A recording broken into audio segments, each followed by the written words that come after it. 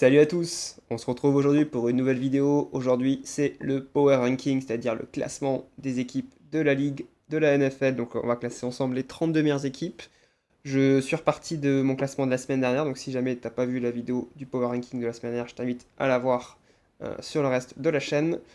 On va partir à chaque fois l'équipe la plus faible pour remonter vers l'équipe la meilleure. Et c'est parti. Alors, si on commence, donc la semaine dernière, pardon, on avait mis les Cardinals en dernier. Vu le match qu'ils ont fait face aux Buccaneers, ils les ont quand même tenus en respect pendant une bonne partie du match. J'ai envie de les enlever de cette dernière place, même si je considère encore que c'est une équipe faible, qui vont affronter les Rams ce week-end et je pense qu'ils vont se prendre une raclée quand même. C'est plus la plus mauvaise équipe de la ligue. Pour moi, la plus mauvaise équipe de la ligue, ça me fait de la peine de le dire parce que ça fait plusieurs semaines que je les voyais s'améliorer, c'est les Titans les Titans parce que bah, ils perdent et ça s'arrête jamais quoi. Ils sont juste dans l'incapacité vraiment de gagner un match. Ce week-end face aux Jaguars, il n'y a pas eu de match, c'était réglé dès le début, donc pour moi cette équipe est à ce niveau-là, malheureusement pour eux. On a ensuite à la 31e place, je pense que je vais descendre les Raiders parce que bon face aux Chargers, ils ont pas, c'est pareil, ils ont tenu un petit peu pendant la première mi-temps. Après, bon, c'est totalement parti en vrille. À la mi-temps, il y a 7-7, ça finit en 31-14, je crois. Bon, quand t'encaisses 3 touchdowns sur une autre mi-temps, bon, c'est que t'es pas au niveau, clairement. Cette attaque est très mauvaise, cette défense est très mauvaise. Max Crosby essaie un petit peu de survoler un petit peu, de rester en vie, mais c'est un peu le seul atout de cette équipe. Donc, ouais, pour moi, ça mérite pas mieux que ça. Ensuite, alors là, j'hésite un peu entre les Saints et les Cardinals. Je pense que je vais remplacer les Cardinals. Pour moi, c'est quand même pas beaucoup plus haut.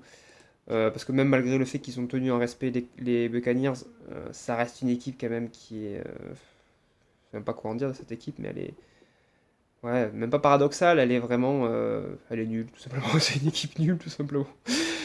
Enfin, c'est toujours des situations originales avec les Cardinals, donc voilà, je pense que là, en plus, ils vont avoir un calendrier difficile, ils vont affronter deux fois les Rams, donc clairement, ça ira pas, ça va pas remonter beaucoup, donc voilà. Je leur ai fait gagner deux places déjà, je m'estime assez sympa vis-à-vis d'eux.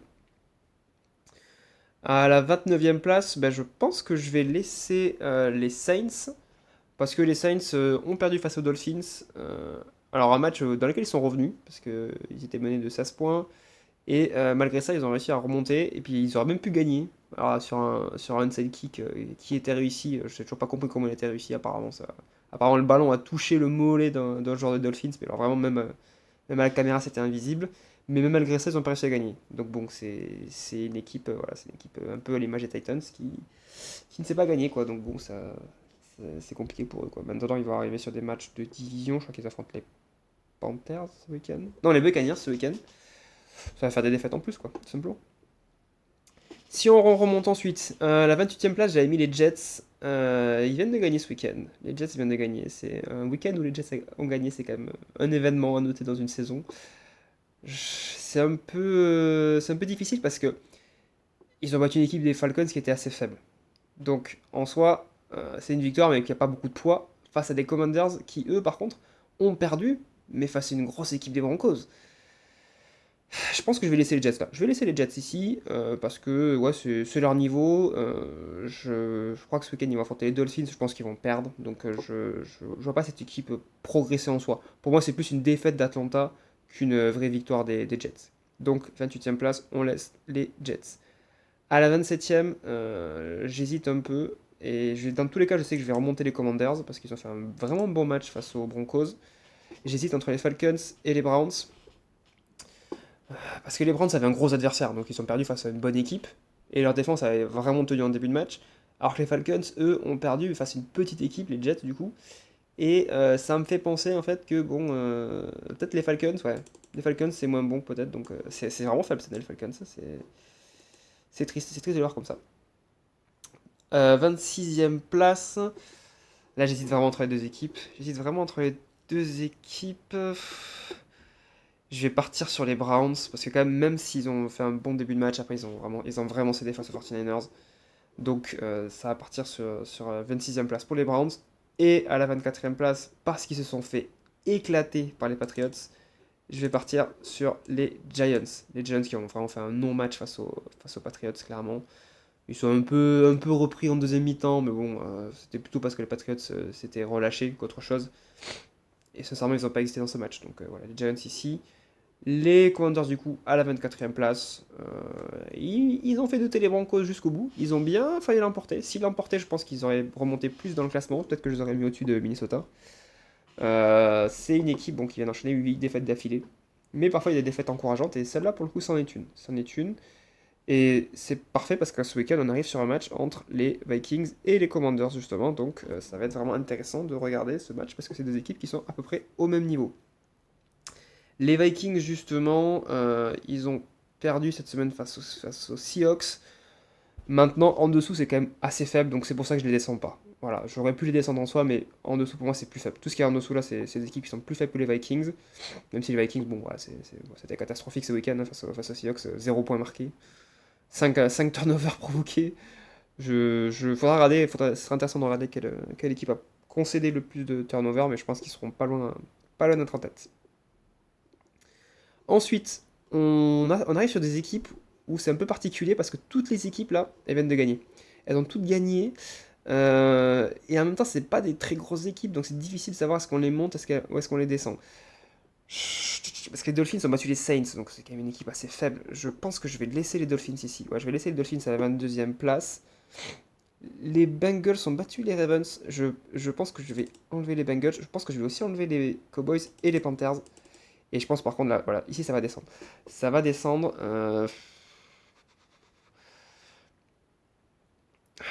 J'ai presque envie de mettre les Steelers 21e parce que vraiment ce qu'ils ont fait face aux Bills c'était catastrophique aussi.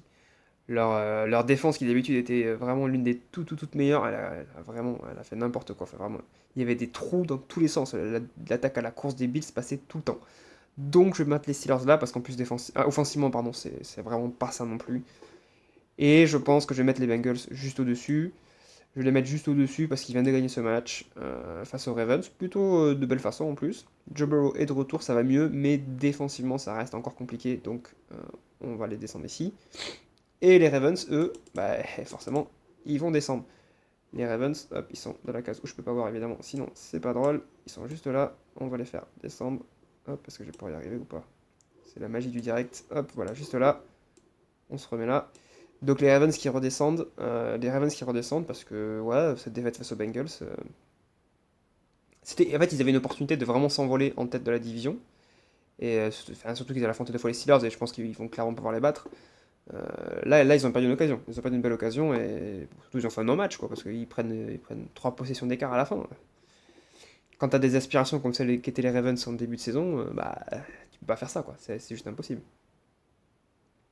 Si on continue à remonter, je pense que maintenant je vais mettre les Cowboys. Je vais mettre les Cowboys, ça va venir. Parce que c'était une belle victoire. C'était une belle victoire face aux Chiefs. Victoire surtout offensive. Hein. On a une équipe qui a marqué quand même 31 points. C'est l'une des meilleures attaques les Cowboys depuis le début de l'année. Dak Prescott qui fait plus de 300 yards. Donc CeeDee Lamb, je crois qu'il fait 130 yards à la réception. Vraiment, c'est une belle prestation offensive. Défensivement, ça reste compliqué pour les Cowboys, comme d'habitude. C'est pas une surprise cette année. Mais c'est une équipe qui remonte et une équipe qui pourrait peut-être aller chercher les playoffs, même si ça va être compliqué, mais c'est pas infaisable. Juste au-dessus, ça commence à devenir compliqué, ça commence à devenir compliqué. J'ai presque envie de descendre les Chiefs, je pense que je les ai vus un peu trop la semaine dernière. Si vous avez vu la vidéo, peut-être vous vous êtes dit, ah ouais, c'est pas possible de mettre les Chiefs là. C'est triste, mais je vais les mettre là. Je vais les mettre là parce que ouais, ils sont plus au niveau des années précédentes. Il y a encore des petits ressorts, des petits leviers, des petits brides de restes, des restes un peu des saisons précédentes, mais on sent que c'est une équipe quand même qui a un vécu collectif qui est très important et parfois ils vivent un peu dessus, mais le reste du fond de jeu n'est pas suffisant. Offensivement, bon, ça progresse, mais c'est pas non plus un flamboyant. Et puis défensivement, quand tu prends 31 points face aux Cowboys, même si c'est une bonne attaque, bon, voilà quoi.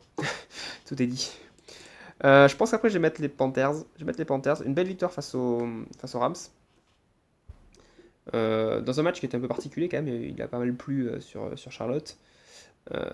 C'est une victoire qui est quand même assez méritée parce que quand même ils ont fait un bon match, offensivement c'était propre.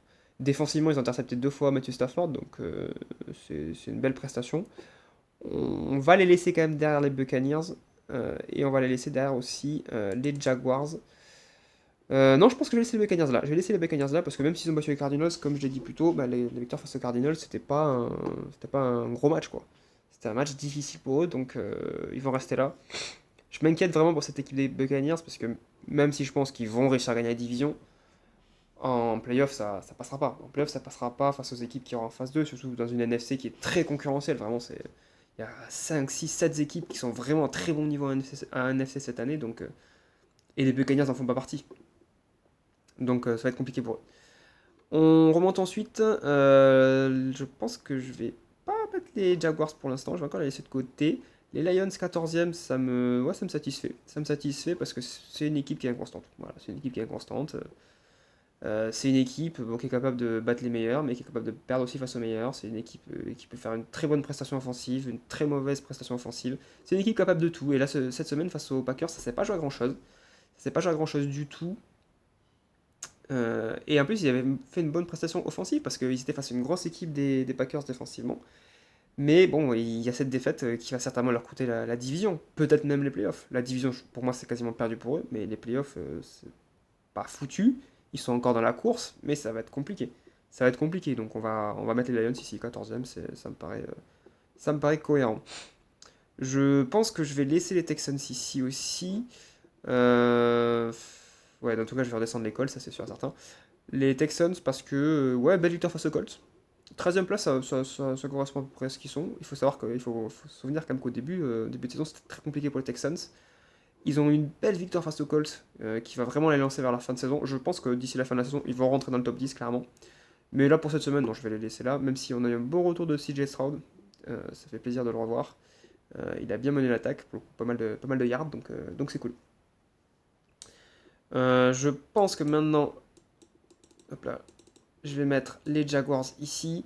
Les Jaguars donc, qui ont battu, bon, on l'a vu, hein, l'équipe la plus faible de la ligue, les Titans. Il n'y a pas trop d'histoire à dire sur ce match-là. Bon, c'est une faible adversité. Donc, bon, les Jaguars ont fait le taf.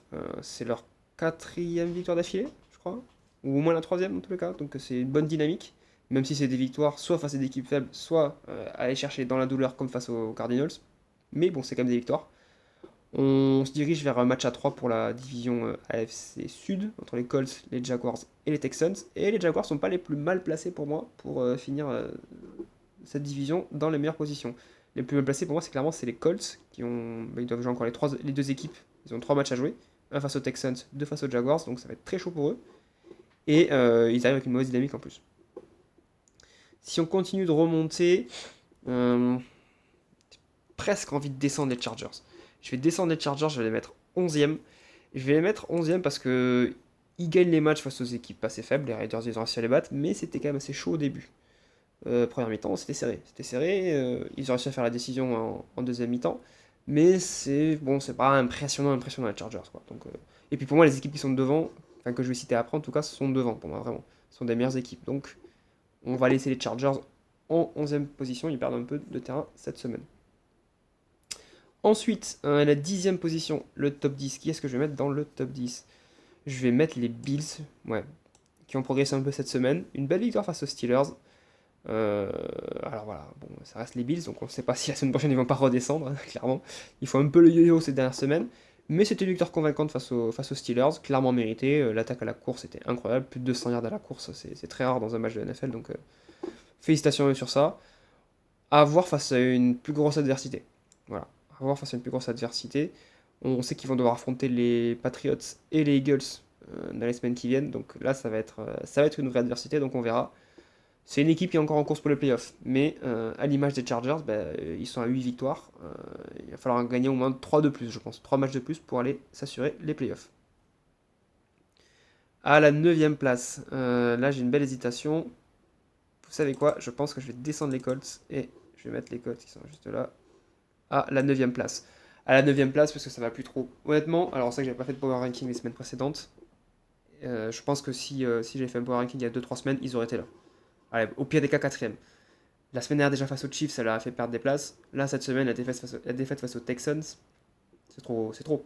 C'est beaucoup trop pour une équipe qui était en place. Une équipe qui était en place offensivement, défensivement, c'était pas mauvais non plus.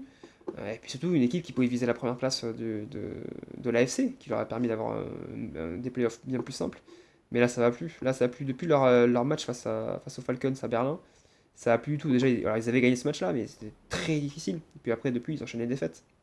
C'est une équipe qui va plus bien. Je pense sincèrement qu'ils vont pas aller en playoff. Je les vois se faire éliminer avant. Si on continue de remonter, j'ai une hésitation là, entre les deux équipes. 49ers Packers, 49ers Packers. Je vais mettre les 49ers qui ont un meilleur bilan pour l'instant que les Packers. Ah, peut-être non, peut-être qu'ils sont à égalité parce que les Packers ont un match nul. Enfin, qu'ils sont à peu près au même niveau. Sauf que les 49ers, pour le coup, ont, il me semble, un calendrier un peu plus simple. Même ce week-end, ils ont battu les Browns. Bon, c'est pas... Même si c'est une bonne défense, mais bon, c'est pas une équipe, c'est pas une des grosses équipes de la ligue, clairement. Donc, à cette place-là, ils ont battu la semaine d'avant les Panthers. C'était une victoire poussive également. C'est une équipe voilà, qui va se qualifier pour les playoffs, je pense, parce qu'elle a un calendrier qui est facile. Brock Purdy est revenu. Bon, c'est mi-figue, mi-raisin. Face au premier match de retour, je sais plus quand c'était, je crois que c'était face aux Cardinals, c'était très bien. La semaine dernière face aux Panthers, c'était très mauvais. Là, cette semaine face aux Browns, bon, il n'y a pas grand chose à dire non plus. C'est intermittent. Donc, bon, c'est pour ça qu'ils sont que 8ème. À la 9ème place, on va mettre les Packers. Les Packers parce que c'est stable. Les Packers, c'est beaucoup plus stable qu'au début de saison. Enfin, que la mi-saison, on va dire. Là, ça va mieux les Packers. Ils viennent d'enchaîner 2 victoires d'affilée. Une victoire très importante à Détroit. Là, vraiment, c'est le genre de match qui assure quasiment les playoffs pour moi. On va avoir un choc très intéressant 2 fois entre les Packers et les Bears qui va décider de la victoire dans la division, du titre dans la division NFC Nord. On va voir ce qui se passe, mais les Packers sont là. Les Packers sont là, ça fait plaisir. C'est une équipe un peu classique, c'est un peu le totem de la NFL, donc c'est bien de les voir à ce niveau-là. Si je remonte, je vous l'ai dit que j'allais remonter les Bears dans tous les cas, donc on va pas les mettre de suite. Ouais, j'ai envie de descendre les Eagles, hein. J'ai envie de descendre les Eagles parce que, bon, 2 défaites d'affilée, défaites face aux Cowboys, défaites face aux Bears totalement méritées. Même les 2 matchs d'avant face aux Lions et face aux Packers, c'était des victoires, mais ric-rac, ric-rac, ric-rac, ric-rac. Vraiment, là, c'est leur niveau. Ils sont pas au-dessus de ça. Ils vont aller en playoff. Je les vois pas avoir la place numéro 1 en NFC. Et sincèrement, en playoff, pour eux, ça va être compliqué. Je pense que ça va être très compliqué pour les Eagles. Ça m'étonnerait qu'ils fassent un back-to-back cette année. Je peux me tromper, évidemment. Si on continue à remonter, ça commence à devenir délicat. Ça commence à devenir délicat. On a 5 équipes qui se tiennent dans un mouchoir de poche pour moi. Je pense que je vais faire descendre les Broncos. Je vais faire descendre les Broncos, ça j'en suis sûr, mais est-ce que je les fais descendre jusqu'à la 5ème place ou pas? Est-ce que Seattle, qui est quand même très fort, mérite d'être seulement 5ème? Mais en même temps, les Patriots ont gagné ce week-end et ils ont vraiment écrasé les Giants aussi. Là, c'est compliqué. Là, c'est vraiment. Je pense qu'on a un top 5 là qui devrait se jouer le Super Bowl. C'est bizarre de dire que les Bears vont se jouer le Super Bowl, mais oui, je pense que ce sera là-dedans. Allez, je vais mettre les Bears ici. Je vais mettre les Bears ici parce que bon, c'est très fort quand même. 5ème place, c'est très fort les Bears, évidemment. Ils ont battu des Eagles qui sont quand même pas la meilleure équipe cette année. Voilà. C'est pas la meilleure équipe cette année. Ça attaque bien les Bears, ça attaque bien, ça défend très bien surtout, ça défend très très bien. C'est l'équipe numéro 1 en termes de turnover provoqué. Donc ce sera là. On va dire que le match face aux Packers de ce week-end, qui va arriver là pour la semaine 14, va être le juge de paix. S'ils gagnent ce match-là, pour moi, clairement, ils vont être dans le top 3. Parce que, bon, c'est une autre grosse équipe qui sera mettre à leur tableau de chasse. Pour l'instant, c'est vrai qu'il y a une victoire face aux Steelers, mais qui n'était pas incroyable non plus. Les Steelers sont pas une équipe incroyable. Il y a cette victoire face aux Eagles. J'attends de voir une troisième grosse victoire face à une grosse équipe. Voilà. Et là, par contre, je pense que vraiment, je l'ai considéré comme un challenger vraiment potentiel. Pourquoi pas au Super Bowl d'ailleurs, oui. Pourquoi pas au Super Bowl. 4ème place, la place sur le podium. J'ai envie de descendre les Broncos. Je vais descendre les Broncos parce que cette victoire face aux Commanders, finalement, il n'y a pas grand-chose qui a été. Il n'y a pas grand-chose qui a été parce que on les attendait sur la défense. Et quand même, ils concèdent 26 points face aux Commanders, qui sont pas la meilleure équipe loin de là cette année. L'attaque s'est un peu retrouvée. Ils marquent 27 points quand même. Ça faisait longtemps qu'ils n'avaient pas marqué 27 points. Mais c'était les Commanders en face, quoi. Donc, bon, et ils ont failli perdre ce match. Ils ont failli perdre face aux Commanders. Donc, c'est une équipe qui vit un peu. Voilà, elle vit par sa défense beaucoup. Et quand sa défense n'est pas trop là, bah, c'est compliqué. C'est très compliqué, même face aux petites équipes. Donc, ça risque de leur jouer des tours pour aller loin dans les playoffs, je pense. Donc, quatrième place pour moi, ça me paraît logique. Alors la question c'est est-ce que je fais descendre les Rams parce qu'ils ont perdu ce match?